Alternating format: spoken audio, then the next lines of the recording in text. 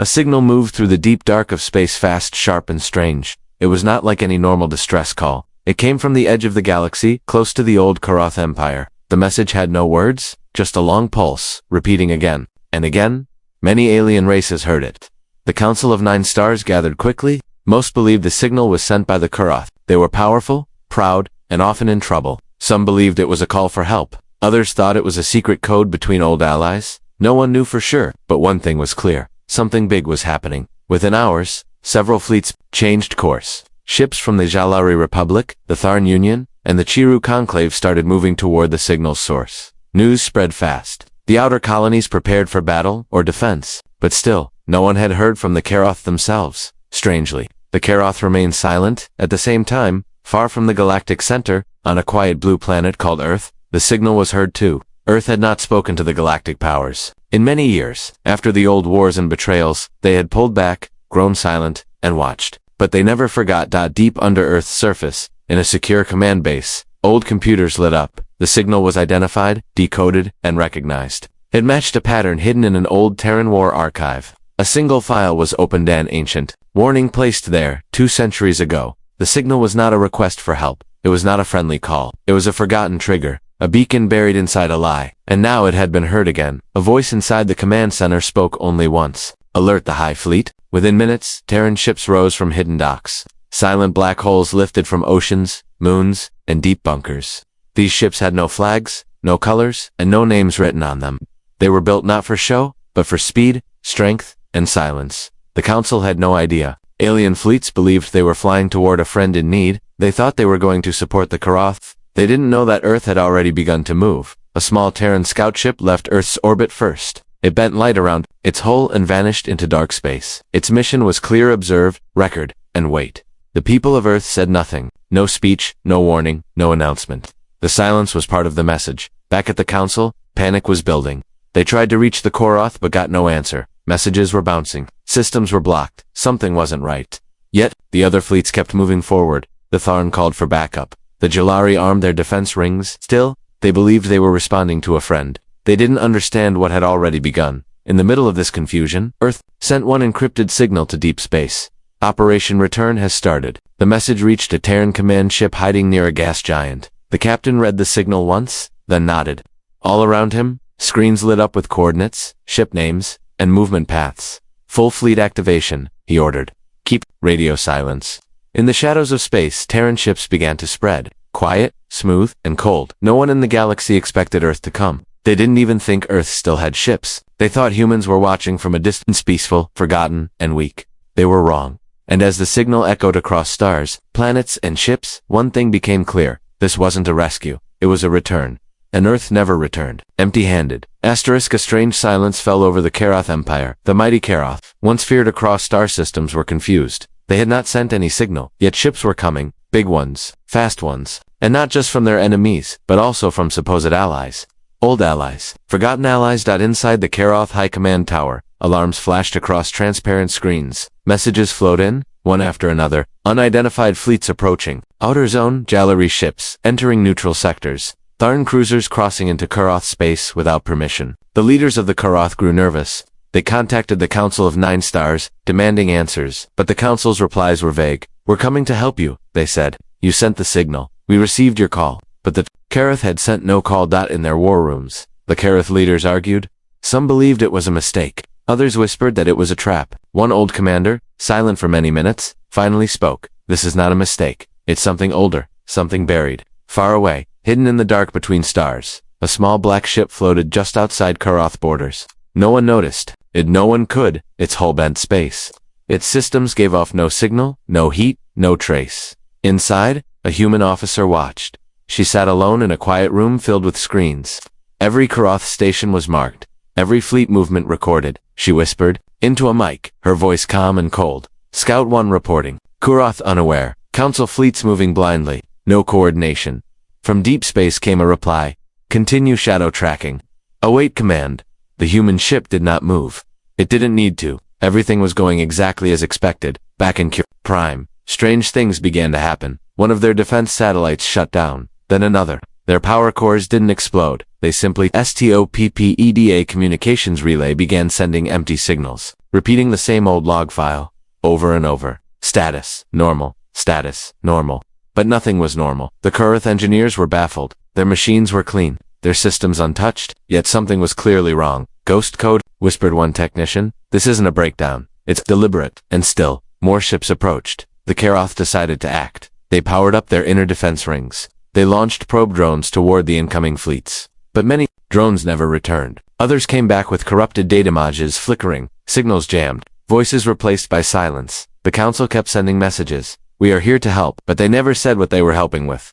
The Karoth couldn't shake the ape, feeling that this was not help. It was something else. But no one dared say it out loud. Far above, in the cold of space, another ship appeared. Bigger this time, long, dark, and silent. It had no nameplate, no nation's mark. Its engines made no sound. But as it passed a Karoth satellite, the satellite blinked once, and went dark. Inside the Terran ship, systems came online, walls lit, with soft red lines. No one on board said anything. They didn't need to. This was routine. This was history repeating. Back on Earth, deep under the surface, an old map was unsealed. A galaxy map. One that hadn't been touched in 200 years. Red dots began to appear, one by one. Each dot was a Terran vessel. Each dot moved closer to the Karoth system. A single sentence appeared across the screen. Pattern achieved.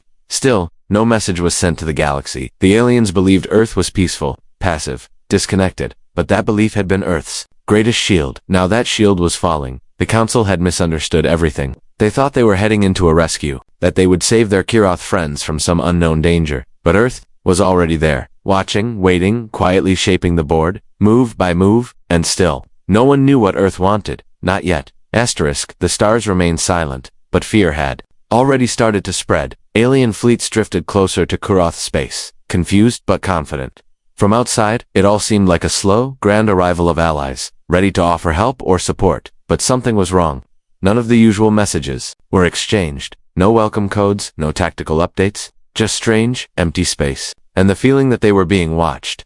The council still believed that everything was under control. It's a miscommunication, they said. Karoth sent a signal. Earth's probably joined the response.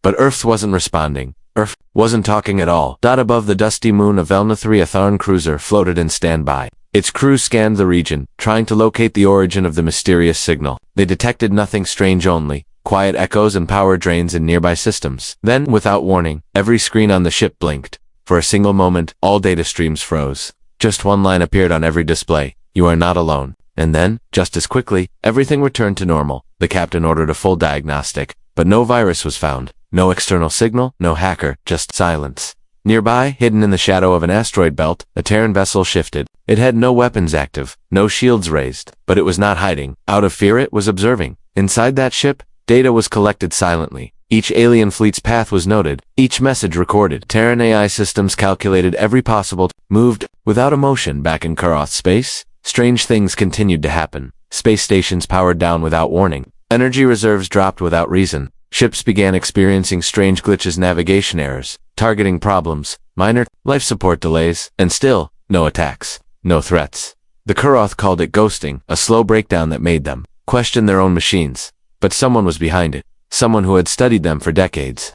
Someone who knew where to press without using force. One of the Karoth admirals gave a private order, scan for Terran signals. The technicians tried, they scanned, filtered, adjusted, but found nothing. Then one young officer, working quietly at the edge of the room, noticed something odd. A long pattern repeating in background radiation. It was buried so deep it seemed like noise, but when processed through old archives, it became clear. It was human code. Code from Earth's lost generation of scout ships, vessels that were once thought to be gone forever. Ships that had vanished after the First Contact War. But now they were here. And watching. In another sector, on a Jalari warship, the same pattern appeared. Not an attack, not a message, just presence. A silent signal whispering, "You've already been seen." The Jalari captain panicked. He ordered shields raised. But the ship's systems didn't respond. For 5 full seconds, the ship sat still. Then, just as suddenly, everything started working again. And still. No sign of who was doing it. At Council HQ, concern was turning into confusion. The Council tried sending a direct message to Earth, one that was polite, official, and diplomatic. They received no reply. No message, bounced. No rejection notice came. Just nothing. It was like Earth had gone invisible. Yet somehow, they were everywhere. On a small trading outpost, near the border. A merchant reported seeing a black ship pass silently above the station. No one believed him, but his station logs backed it up. A huge shadow, no energy reading, no known design. It hovered for 5 seconds, then vanished. Rumors spread like fire. Earth is back. Terrans are watching. Don't trust the quiet. Alien citizens, far from war zones, began to worry. They remembered stories, not just of battles, but of Terran silence, of how they never responded with words, only action. And now, action was coming again, but this time, it wasn't loud. It was soft. Precise. Unstoppable. The council still hoped it was just confusion, that Earth would explain soon, that peace would return, but peace wasn't. Earth's purpose here. Earth had come with memory. Earth had come with plans made long ago. And while the others searched for answers, the Terran ships were already in position, not to destroy, not to conquer, but to remind. And that reminder had only just begun. Asterisk across the galaxy. More fleets moved into position, thinking they were part of something united, something noble. But unity was an illusion. Each alien fleet thought it was answering a call for help. Each commander believed they were rushing to defend an old friend. But no one knew who had truly sent the signal. No one realized that the moment they responded, they had already walked into a plan they didn't understand. And Earth still said nothing. No reply to the Council's messages. No confirmation. No warning. Just complete silence. Yet Earth's ships continued to appear, slowly, quietly, from unexpected places. Some came from the edges of star systems, others from dead sectors no one had visited in centuries. A few emerged from hidden folds of space that had once been labeled unreachable. Each time, the ships had no visible weapons, no shields raised. They simply moved, calm, controlled, watching. At Council command, nervous questions began to grow louder. Why hasn't Earth responded? What do they want? And finally, someone asked the most dangerous question of all. What if we misunderstood the signal? Back on Earth? In the deep layers of command archives, something old had been unlocked. It wasn't a weapon. It wasn't a new technology. It was a memory, a sealed report, buried by generations. A mission that had never been marked complete. One that was ignored, covered up, and eventually forgotten by everyone except Earth. 200 years ago,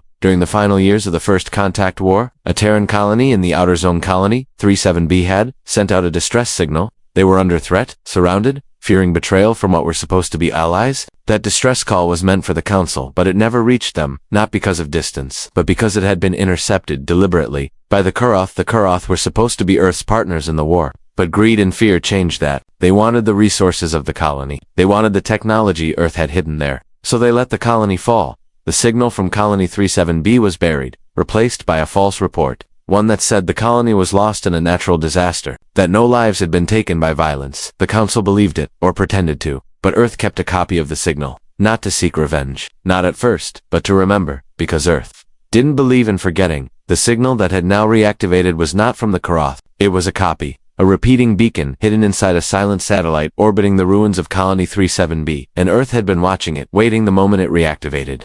The old plan began. Operation Return was never about war. It was about answers and accountability. Now, Earth's ships weren't pointing weapons. They were pointing attention. They were showing the galaxy what had been hidden, where silence had covered guilt. The Terran scout ships had already mapped the Kuroth data lines. They had quietly collected the files the Kuroth tried to erase. They found the transmissions, the orders, the secret logs. Proof of what really happened. Proof that Earth had been betrayed by those who claimed peace. On Kuroth, Prime, the High Command tried to block their networks. They scrambled to cut connections, purge files, and cover their tracks. But it was too late. One by one, Terran ships began broadcasting the truth. No speeches, no angry voices, just clean, quiet data. Video feeds from the colony, audio of the final moments, coordinates, timestamps, command chains. The truth spread like a quiet wave calm on the surface, unstoppable underneath. The other empires were shocked. The Council was speechless. Everything they believed about the past was cracking open. The call for help had never come from the Kuroth. It was an old cry, finally heard, and Earths didn't come to fight. Earths came to show them. Terran ships didn't fire. They only hovered and watched. The message they sent now was simple. We don't forget. Some alien leaders called for retreat. Others demanded explanation. But no one could deny the truth anymore. The galaxy had built peace on silence. Earth had broken that silence with memory. And memory could not be stopped. Asterisk. The sky above Kuroth Prime dimmed not from smoke or fire, but from shadow. Dozens of Terran ships had arrived. Not in a battle line, not in a formation of war. They simply appeared, one by one, silent and still, as if they had always been there, hanging in orbit like forgotten giants. Some had hulls older than most civilizations. Others looked too advanced to be understood. Their presence was quiet, but their meaning was loud. From the surface, it looked as if night had arrived early. Kuroth citizens stood in the streets, looking up in silence. There were no alarms, no panic, just confusion, the kind that grows slowly when something doesn't make sense but feels important. Inside the council hall on Kiroth Prime, leaders spoke in whispers. No one wanted to be the first to admit fear. No one wanted to speak the obvious. Earth was not here by mistake. The council's main chamber was crowded. Ambassadors from several races argued, some blaming the Kiroth, others begging for Earth to respond. They all had the same questions. Why won't Earth talk? What do they want? A new message came through the council's main channel. No voice, no signature, just text. We remember Colony 37B. The words echoed through the room like thunder. Because now they understood. Earth hadn't just returned. Earth had waited for this. The signal that reactivated the long-lost beacon wasn't an accident. It was a test. A moment built into history. A point Earth had always planned for. And now, the moment had come and the Terran fleet was exactly where it needed to be. But still, Earth did not attack. Instead, strange things began to happen. One by one, power grids across council-linked planets began to flicker, not in destructive bursts, in patterns. Like someone was testing every system from the outside. Then came the shutdowns. A planetary defense ring above Velna 5 went dark for exactly 8 seconds. Then it came back online, completely untouched, but reprogrammed. Its targeting systems now identified Terran ships as neutral, not enemy. A communications tower on Tharn Delta began broadcasting Earth's message. We don't forget. It repeated once every hour, without source or trace. No one could stop it. These were not acts of war. These were reminders across the galaxy. People began to understand. Earth had not come to destroy. It had come to teach. Not with words, but with presence. The weight of memory was heavier than fire. Aboard one of the Terran command ships, an officer observed data feeds from 100 systems. Her voice was calm, steady. All major council fleets have stopped moving. Civilian unrest is rising. Target fear achieved. Her commander nodded. Begin phase 2. No aggression, just truth. That truth came fast. More files were released, records, images, voice logs from the lost colony. Some showed the moment the council covered up the betrayal. Others revealed private conversations between Kiroth leaders and council officials. It became clear, the betrayal wasn't just a mistake. It was a decision, and Earth had never replied. Until now, on a peaceful moon where Terrans once lived, the people lit blue lanterns, a quiet tradition, a way to remember those lost in silence. The light from those lanterns was seen from orbit, glowing like stars returned. Back in the council hall, fear had shifted into silence. One council member finally stood. An elder from the Lyran species, known for peacekeeping, raised his voice. We told ourselves Earth had turned away, that they had no need to return, but they were never gone. They were watching. And now they are showing us what we chose to forget. In that moment, a quiet realization spread through the room. Earth wasn't seeking revenge. They were seeking understanding, but not through words, through presence, through memory. Bekorath, once proud and unshaken, finally opened a private channel to Earth. A message was sent, a long one, filled with explanations, excuses, and apologies. No reply came, but every Kiroth network displayed the same 2 lines. We heard your silence. Now you hear ours. Earth had spoken in the only language they trusted. Action. And now the galaxy could no longer pretend it didn't understand. The galaxy was quiet, but not peaceful. All movement had stopped. The fleets that once rushed forward now drifted in place. The council stations no longer buzzed with confidence. They whispered with uncertainty. Planets that once felt secure now looked to the stars with unease. The presence of EarthSilent.com and Unshakable had changed everything, and still, not a single shot had been fired. Above Kiroth Prime, the Terran ships remained in orbit, not attacking, not retreating, simply watching. Like giants carved from shadow, they didn't broadcast threats. They didn't flash lights or power up weapons. Their message had already been sent. Long before they ever arrived, Earth had always played a different game. While the Council built fleets to impress, Earth built silence. While the Kiroth rewrote history, Earth remembered. While others argued, Earth listened. And now, all that time, had led to this moment. On the bridge of a Terran command vessel, a quiet discussion took place. Status? Asked the commander, standing before a wall of calm blue displays. All Council forces remain passive, replied an officer. They've seen the records. The message has reached all primary systems. The commander nodded once. And the Kiroth, they've requested private talks. No public response yet, but they've powered down their fleet cores. Their cities are in lockdown. The room remains still. Good, the commander said quietly. We're not here to punish. We're here to remind. And with that, the ship turned slightly facing the planet below, as if making eye contact with an entire world. Down on the surface, the Kiroth leaders gathered in an ancient hall. There were no official cameras, no press, only quiet voices and careful expressions. One of them, an older strategist who had served during the time of the colony betrayal, stepped forward. His face was pale. We thought Earth had forgotten. We thought they had moved on. Another replied softly. They did not forget. They waited. And the waiting had done more than time ever could. While the galaxy built power through strength, Earth built memory through silence. While others trained for war, Earth trained for consequence. Now. They were here not as invaders, but as mirrors. Everything the Council had hidden now floated freely across their networks. No one knew how Earth got the records. No one knew how they spread them so precisely, but they did. Not one line was altered. Not one voice was erased. Truth was Earth's weapon, and it struck without making a sound. On dozens of worlds, civilians who had never feared Earth now questioned their own leaders. Why had this truth been hidden? Why did no one answer the Terran signal so long ago? Why did the Council stay silent for centuries? No one had answers. Only Earth did, and Earth wasn't speaking. Back on the Terran command ship, a quiet message was prepared. Not to demand, not to accuse, but to invite. The message read, "This is not judgment, this is memory. What you do next writes the future." It was sent once. No repeat, no pressure, just a final line of clarity. The Council met in emergency session. All 9 species gathered. There were no arguments this time, no blame. Only the understanding that things could not go back to the way they were. Earth had changed the balance not with fire, but with truth. The Karoth accepted the message. They sent their own reply, short and simple. "We are ready to remember." That was all Earth needed to hear. Without a sound, the Terran ships began to move. Not in retreat, not in fear. In peace. They turned, vanished through folds of dark space, and left behind nothing but the weight of what had been uncovered. No cities were harmed. No systems were broken. No enemies were named. But everything had changed. The stars now carried a quiet message understood by all who listened closely. Earth does not forget, and when they return, they do not come to conquer. They come so others will remember.